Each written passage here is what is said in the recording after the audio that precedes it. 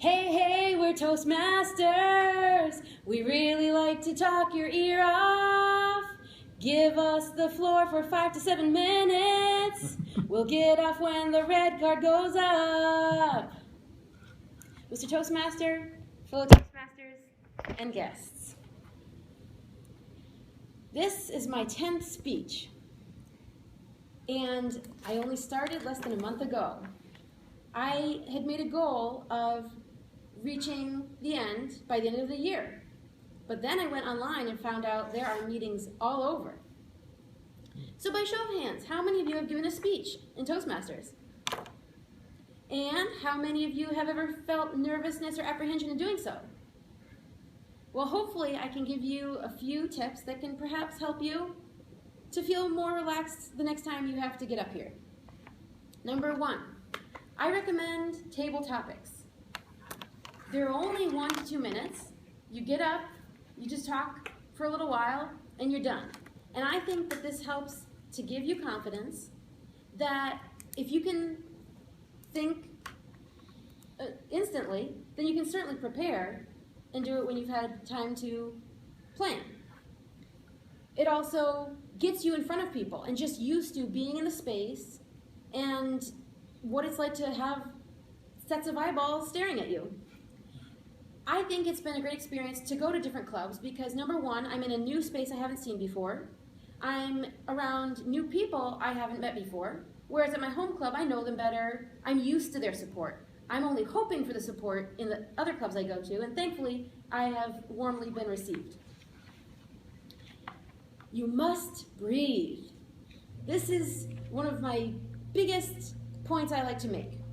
As someone with asthma and someone who's taken voice lessons for many years, I have been taught to breathe in many different ways, and yet I still do things incorrectly sometimes.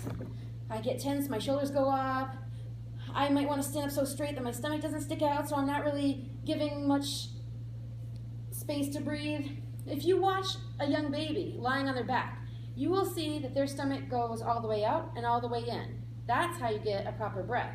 From the belly, letting the diaphragm do all the work. If you're up here, you're only taking shallow breaths, and also, some people don't know that you don't always let all your air out. So you might be thinking you're taking a deep breath because you have all these muscles tense, but you never really let it out. So there's a lot of stale air still in your lungs, and that's not oxygenating properly. So if you ever get the chance to do laughter yoga, I invite you to try it. I'm a certified laughter yoga leader, and that's where I learned that not everyone gets all their air out.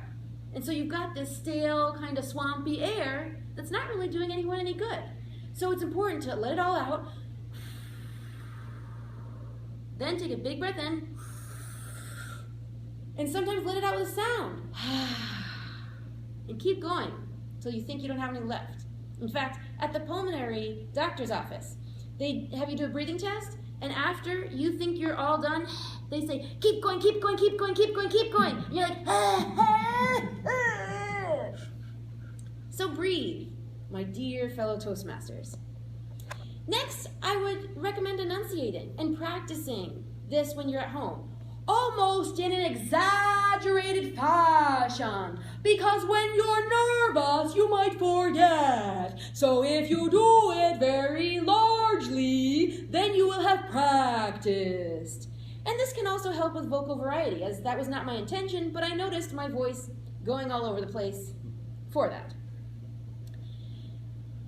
I would also say, try to only work on one thing at a time. You might get overwhelmed if you're given too many things to work on, which is why I think in the evaluation they give you something positive you did and usually only one thing to work on, not 10, because if that happened, you get overwhelmed. What am I supposed to do? Where do I start first? But with one thing, you can work on that for your next speech.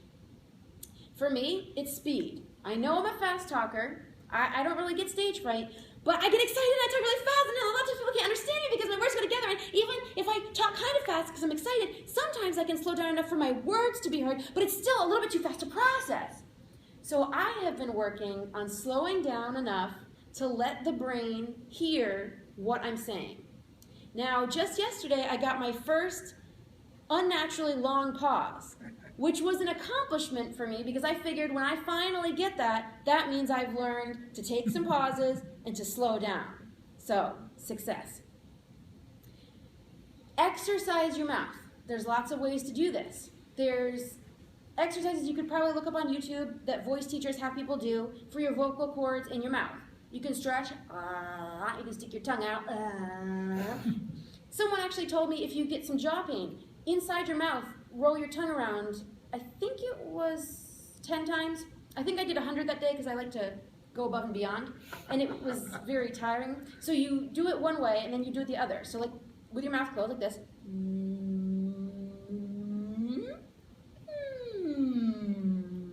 And you keep doing this, and it'll exercise your tongue. You can also massage the area where your jaw connects. Get your thumbs in there, get it all wiggly.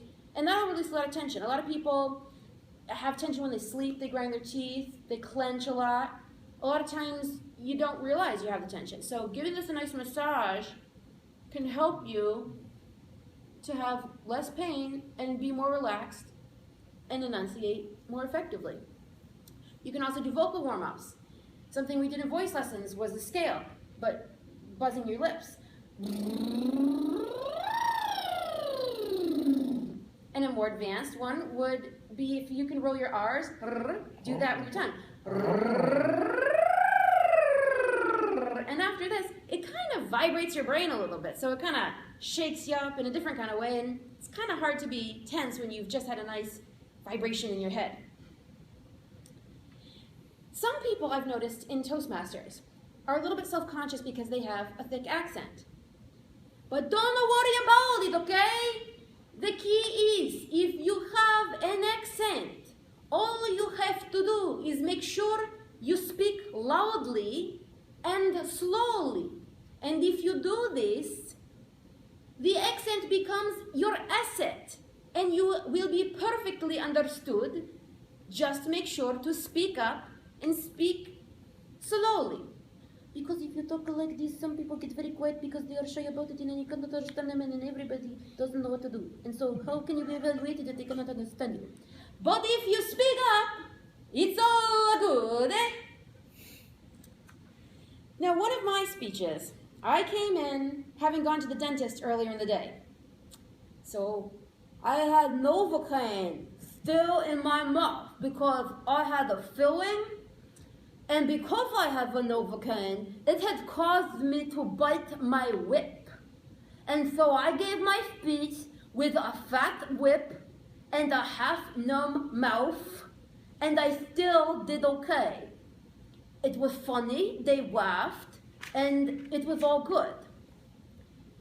Additionally, I've given speeches on very little sleep, and that was just yesterday, and I did 2 in one day at 2 different clubs. I've been trying to see if I can break some records that I don't know if they actually exist or not. So, hopefully you'll want to give speeches soon, because we've got speeches, they're multiplying, and we're losing our eyes and arms, souls, butts, and you knows, oh, you know. It's electrifying, so come on up. You better get up. Time to give a speech, and we're here to support you. We hope you'll sign up if you're gonna prove that you like to talk to. You're the ones that we want. Oh, you Toasties, the speech that we love. Oh, Toastmasters, oh yes indeed, it's you we need. Woo-hoo, Toastmasters! Mr. Toastmaster.